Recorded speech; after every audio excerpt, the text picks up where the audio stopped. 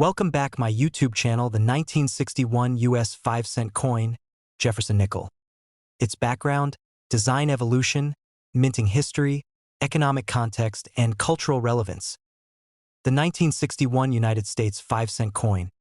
A complete historical narrative. The 1961 US 5-cent coin, commonly known as the Jefferson nickel, sits within a long and fascinating tradition of American coinage. Although at first glance it might appear to be just another mid-20th century nickel, its story is deeply connected to American political ideals, economic changes, artistic choices, and even Cold War-era industrial demands. To understand the 1961 nickel fully, we must consider not only the coin itself but the broader historical forces that shaped every aspect of its existence. From its metal composition to its design to its place in American culture. Point 1. Origins of the American nickel. 1.1 The early 5-cent coins. Half dimes. The American 5-cent denomination predates the nickel itself. Until 1866, 5 cents took the form of a small silver coin known as the half dime. These silver coins circulated from the 1790s onward and were integral to early American commerce. But by the mid-19th century, rising silver prices, wartime metal shortages during the Civil War, and the expansion of commerce created a need for a more durable and less expensive small-denomination coin. 1.2 The birth of the nickel, 1866. In 1866, the U.S. Mint introduced the first nickel alloy 5-cent coin, composed of 75% copper and 25% nickel, the same proportions used in the 1961 coin. The nickel became a practical replacement for silver. Its larger size and distinctive appearance set it apart from the tiny half-dime. The inclusion of nickel metal was politically significant.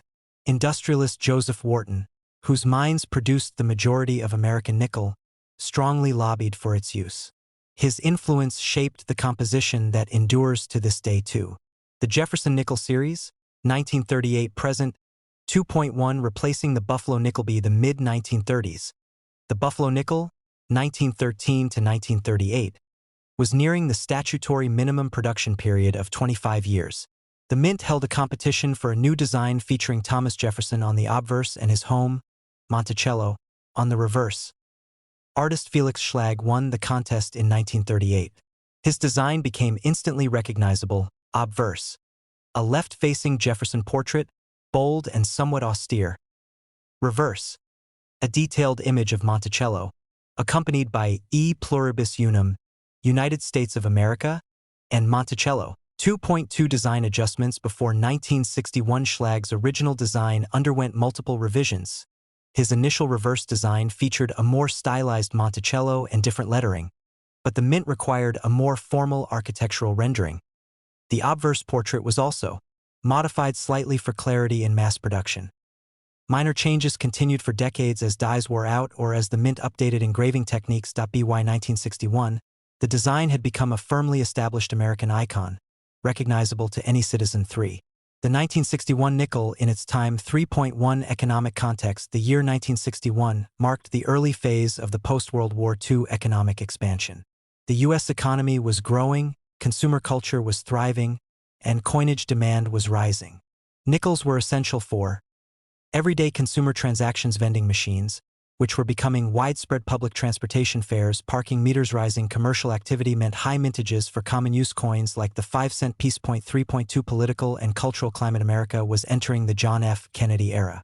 Confidence in American progress was strong, and symbols of national heritage, such as portraits of the Founding Fathers, held profound cultural significance.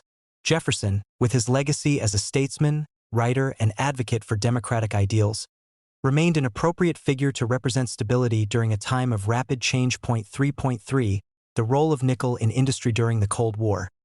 Nickel was considered a strategic metal due to its use in armor plating, jet engines, stainless steel manufacturing. Fortunately, the minting of nickels did not cause major shortages in 1961. However, the potential for nickel to become a restricted resource was recognized, influencing long-term thinking about coin compositions. 4. Minting. The 1961 nickel. 4.1 Production figures. 2 mints produced nickels in 1961:1. Philadelphia, no mint mark. 2. Denver, D mint mark. While precise numbers vary slightly among sources, both mints produced hundreds of millions of coins, making the 1961 nickel a common circulation issue. 4.2 Composition and physical specifications. The 1961 nickel retained the standard Jefferson nickel specifications. Composition: 75% copper, 25% nickel weight, 5.0 grams diameter, 21.21 mm edge. Plain, no reading.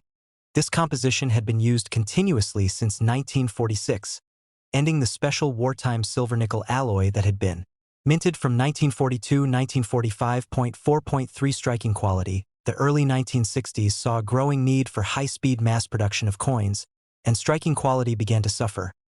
Monticello's steps on the reverse often appeared weak. Jefferson's jawline and hair details frequently lacked clarity. For this reason, high-grade specimens of the 1961 nickel, especially with sharp reverse detail, are considered more collectible. 5.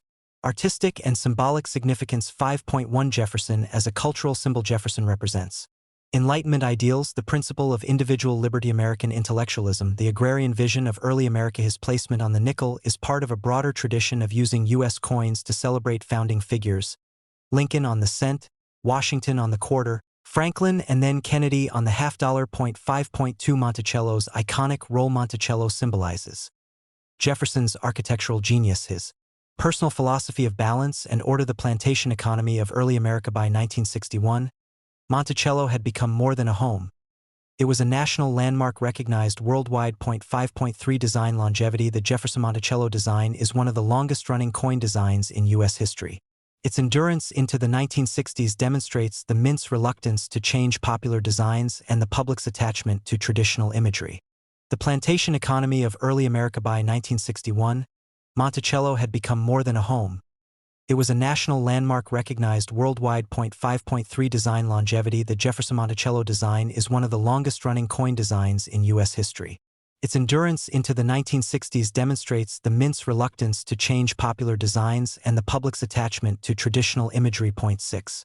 The nickel in American daily life. In 19,616.1 purchasing power. In 1961, 5 cents had meaningful value. A payphone calla soft drink in some regions. A newspaper. A loaf of bread or milk might cost only pocket change. More. The nickel was essential for small purchases, long before inflation gradually eroded its value. 6.2 Cultural associations. The 5-cent price point was iconic in American culture. Ice cream cones were often 5 cents. Many candies cost 1 to 5 cents. Nickelodeon's early movie machines preserved the idea of low-cost entertainment. By 1961, these traditions were fading, but the nickel still held symbolic importance in commerce. 7. Collector interest and numismatic value. 7.1 Circulated versus uncirculated coins. In circulated condition, the 1961 nickel remains extremely common. Its large mintages and durable metal composition ensured that millions survived. Uncirculated examples, especially from original mint sets, attract more attention. The Denver D issue is more sought after for high-grade specimens. The Philadelphia issue is slightly more common in high-quality. 7.2 Full steps varieties. Full steps designations are awarded when Monticello steps appear sharply struck, with distinct separation lines. They are rare for 1961 due to weak strikes. Full steps examples can be significantly more valuable because striking quality in 1961 was inconsistent. Very few perfect strikes survived handling, bag marks, and distribution. 7.3 Proof coins. Proof versions of the Jefferson nickel were struck exclusively at the Philadelphia Mint in 1961. These coins feature highly mirrored fields frosted or cameo devices. Carefully polished dies-proof nickels from 1961 are collectible but not rare, as proof sets were widely purchased during this period. 8. The nickel's place in larger U.S. monetary developments. 8.1 Pre-decimal stability. Unlike many world currencies, the American monetary system has remained stable for centuries. The nickel's role within this system reflects continuity. Same composition since 1866, with limited wartime exceptions. Same purpose. Small value everyday transactions. Same symbolic use. Founding father imagery. 8.2 Emerging coin shortages. By the early 1960s, rising demand for coins, driven by vending machines, vending industries, and expanding populations, began to strain the mint's capacity.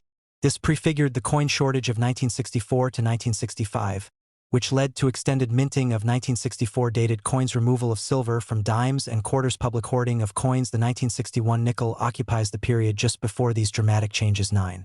Technological and minting advances. 9.1 Die preparation. The mint in the early 1960s used traditional die preparation methods. Hand engraving, touch-ups, manual polishing, mechanical hubbing. These methods contributed to variations in strike quality, particularly affecting Jefferson nickel issues. 9.2 Coinage machinery. The presses of the era were increasingly automated, but still produced inconsistent pressure. As a result, high points of Jefferson's cheekbone and hair sometimes appeared flat. The central steps of Monticello often blurred. Collectors today carefully examine these areas to determine the coin's strike quality. 10.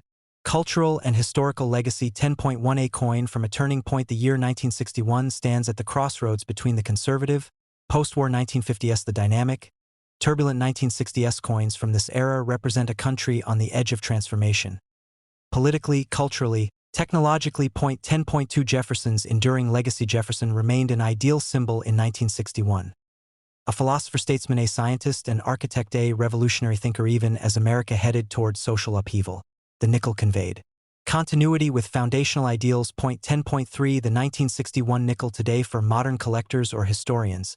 The 1961 nickel represents accessible American history, a snapshot of Cold War-era minting, the endurance of mid-century design, the humble power of everyday objects in telling national stories. Millions still circulate today, quietly carrying the weight of a century-old design and a nation's evolving identity. Conclusion: the 1961 U.S. 5-cent coin is far more than a piece of metal. It embodies a sweeping narrative that stretches from the earliest days of American coinage to Cold War-era industrial policy. Its design reflects national ideals, its composition reflects 19th-century industrial lobbying, and its widespread circulation speaks to economic expansion and cultural change. Although common in quantity, it is rich in meaning. Examining the 1961 nickel offers insight into the evolution of American coin design, Jefferson's symbolic importance, economic and political forces shaping minting practices, mid-20th century American daily life. In this way, the 1961 nickel stands as a microcosm of American history, a small but enduring artifact of the country's evolving story.